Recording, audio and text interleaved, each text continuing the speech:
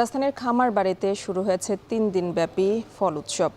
এই মুহূর্তে সেখানে আছেন সহকর্মী সাজিদ আরাফাত। আমরা সরাসরি চলে যাচ্ছি তার কাছে। সাজিদ, জাতীয় ফল উৎসবের সার্বিক আয়োজন কেমন দেখছেন, আর দর্শনার্থীদের সমাগম কেমন?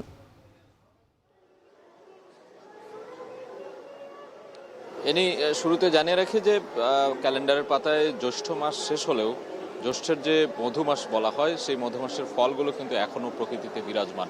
বিশেষ করে রসালো আম, কাঁঠাল, লিচুর যে এখন সিজন, সেই সিজনাল যে ফলমূলগুলো সেগুলো কিন্তু এই জাতীয় ফল উৎসবে স্থান পেয়েছে।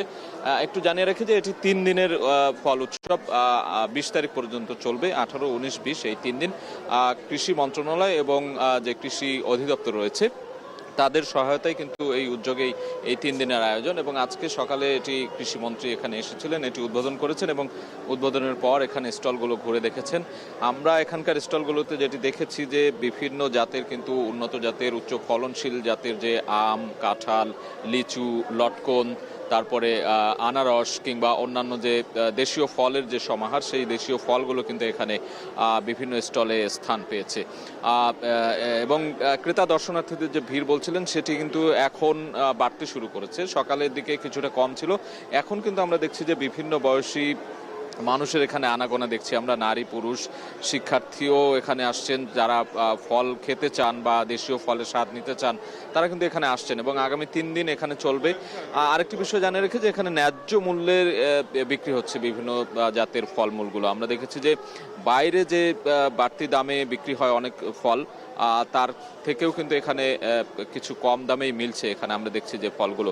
এবং এখানে আসা মানুষরা বলছেন যে এই এক ছাদের নিচে এতগুলো ফলমূলের সমাহার, বিশেষ করে দেশীয় ফল যেগুলো এখন পাওয়া যায় না ঢাকা শহরে, গ্রাম অঞ্চলে পাওয়া যায়, সেই ফলের যে সমাহার বা সেই যে আয়োজন সেই ফলগুলো নিয়ে, সেই আয়োজনটাকে আসলে তারা সাধুবাদ জানাচ্ছেন এবং ইতিবাচক বলছেন। এবং মন্ত্রী যেটি বলছিলেন সকালবেলা এখানে কথা বলেছেন, তিনি বলছেন যে দেশীয় ফলের যে চাষ, সেই চাষ বাড়াতে হবে এবং উচ্চ ফলনশীল কিংবা উন্নত জাতের যে ফলমূলের চাষাবাদ সেটিও বাড়ানোর পক্ষে তিনি মত দিয়েছেন। এবং সংরক্ষণ প্রক্রিয়া কিংবা বাজারজাতকরণের যে প্রক্রিয়াগুলো, সেই প্রক্রিয়াগুলোতে আরও আধুনিকায়ন কিংবা সেগুলো আরও মসৃণ করার জন্য তার মন্ত্রণালয় থেকে সহযোগিতা থাকবে বা তারা উদ্যোগ নেবেন, সেই বিষয়গুলোর কথাও কিন্তু তিনি বলছিলেন।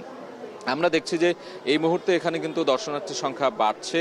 অনেকেই ঘুরে ঘুরে ফলমূলের দোকানগুলো দেখছেন, ফল দেখছেন এবং কারো কারো পছন্দ হলে কিংবা দামে মিললে কিনে নিয়ে যাচ্ছেন। আমরা দেখেছি যে অনেক বড় বড় কাঁঠাল, আনারস, তারপর লটকন কিংবা অন্যান্য যে দেশীয় ফলগুলো রয়েছে সেই ফলগুলো এখানে কিন্তু পেঁপে, নারিকেল, এই সবগুলো ফল এখানে বিভিন্ন স্টলে কিন্তু সাজানো আছে। এবং এই যে বলা হচ্ছে যে সংরক্ষণ করব, 12 মাস করব মোরা ফল চাষ, এই একটি প্রতিপাদ্যকে নিয়ে কৃষি সম্প্রসারণ অধিদপ্তর এবং কৃষি মন্ত্রণালয়ের উদ্যোগে এই 3 দিনের যে ফল মেলা বা ফল উৎসব যেটি বলি না কেন সেটি চলছে এবং আগামী 20 তারিখ সেটি শেষ হবে। এবং এই ফলের সমাহার দেখতে বিভিন্ন বয়সী শ্রেণী পেশার মানুষ, দর্শনার্থী এখানে আসছেন, দেখছেন এবং অনেকে পছন্দ হলে ফল কিনে নিয়ে যাচ্ছেন।